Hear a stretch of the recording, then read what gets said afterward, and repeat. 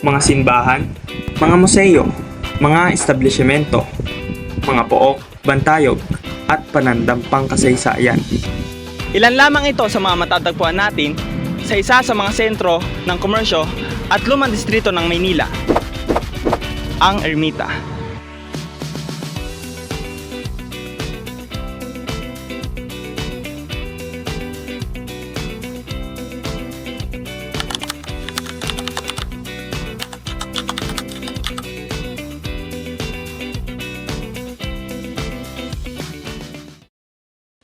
Sa pamamahala ni Ra Sulaiman, ang pook na ito ay tinawag na Lagyo.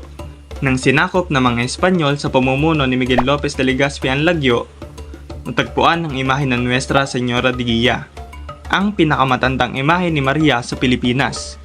Ipinatayo ni Juan Fernandez de Leon ang Ermita para sa Pintakasi, na nagbigay ng bagong ngalan sa Lagyo bilang Ermita, na sa Ingles ay Hermitage o The Chapel.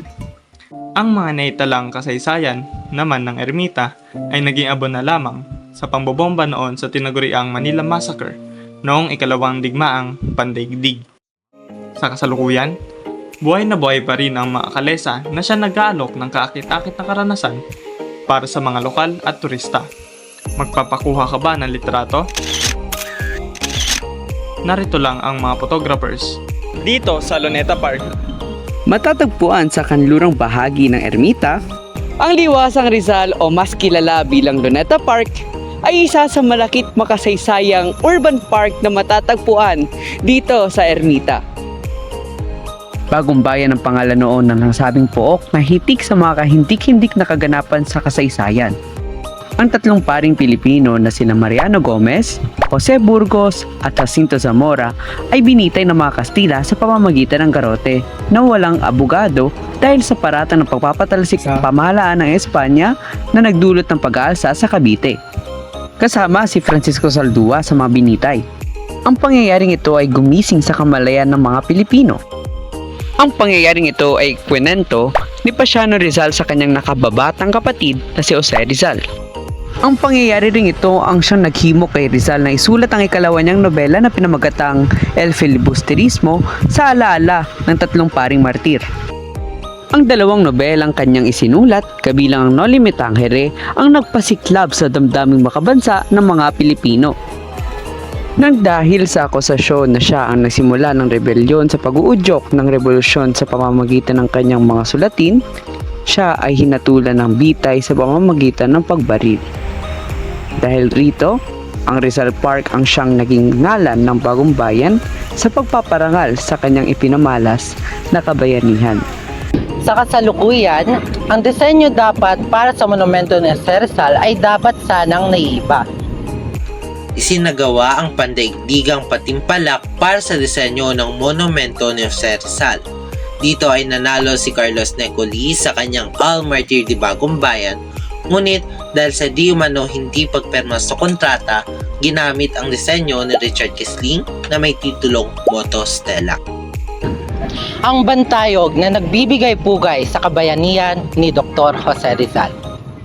Bukod sa nabanggit, makikita rin dito sa Luneta Park ang Chinese Garden, Japanese Garden at ang kinaaaliwang dancing fountain at iba pa.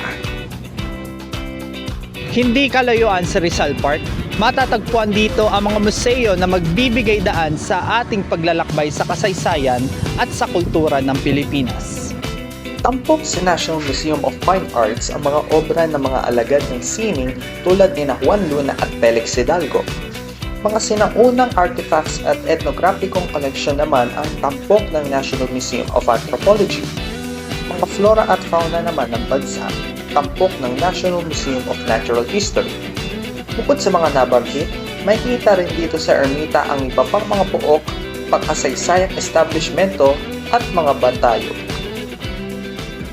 Ilan lamang ito sa mga makasaysayang pook, bantayog at panandang pangkasaysayan ng Ermita na nagpamalas nitong gilas. Hitik sa parehong kasiyasiya at kahindik-hindik na pangyayari na makabuluhan mula noon hanggang sa ngayon. At patuloy na magiging makabuluhan sa hinaharap. lalo't matututo tayong ilapat ang mga dunong mula rito sa ating pamumuhay. Nakaraan man natin bilang mga Pilipino'y nagilihim, inumpluwensyahan o ginawang abo sa nakaraan at patuloy na binabago sa kasalukuyan. Ngunit kung ating sasaliksikin at sisiyasatin ang mga batis, maaari ay matuklasan pa natin ang iba pang mga katangi-tanging mga kultura at kasaysayan ng ating bansa. Bagay na siya ring Makakatulong sa Pagbuo at pagtuklas Puro at totoong Pagkakakilanlan.